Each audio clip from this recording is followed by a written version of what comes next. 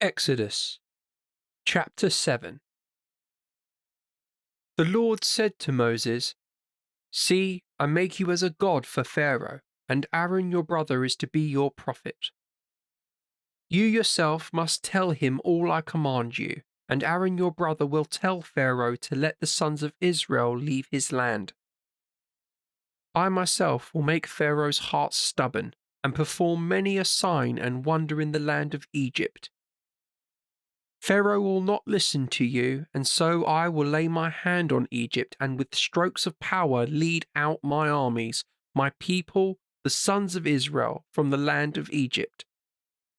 And all the Egyptians shall come to know that I am the Lord when I stretch out my hand against Egypt and bring out the sons of Israel from their midst."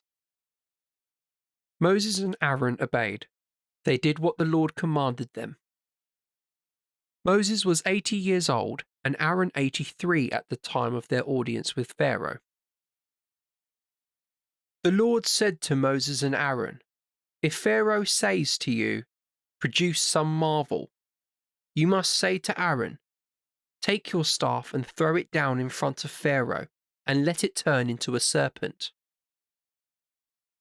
To Pharaoh, then, Moses and Aaron duly went, and they did as the Lord commanded.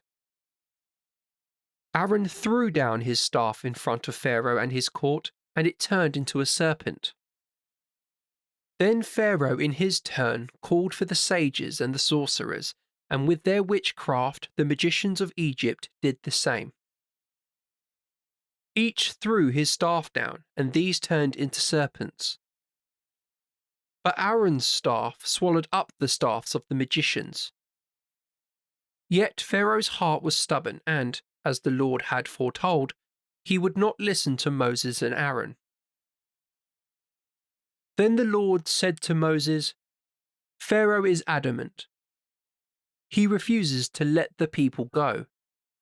In the morning go to him as he makes his way to the water and wait for him by the bank of the river. In your hand take the staff that turned into a serpent. Say to him, 'The Lord, the God of the Hebrews, has sent me to say, let my people go to offer me worship in the wilderness.' Now, so far you have not listened. Here is the Lord's message, that I am the Lord you shall learn by this. With the staff that is in my hand I will strike the water of the river, and it shall be changed into blood. The fish in the river will die, and the river will smell so foul that the Egyptians will not want to drink the water of it." The Lord said to Moses, "Say this to Aaron, 'Take your staff and stretch out your hand over the waters of Egypt, over their rivers and their canals, their marshland and all their reservoirs, and let them turn to blood throughout the land of Egypt, even down to the contents of every tub or jar.'" Moses and Aaron did as the Lord commanded. He raised his staff, and in the sight of Pharaoh and his court he struck the waters of the river, and all the water in the river changed to blood. The fish in the river died, and the river smelt so foul that the Egyptians found it impossible to drink its water. Throughout the land of Egypt there was blood.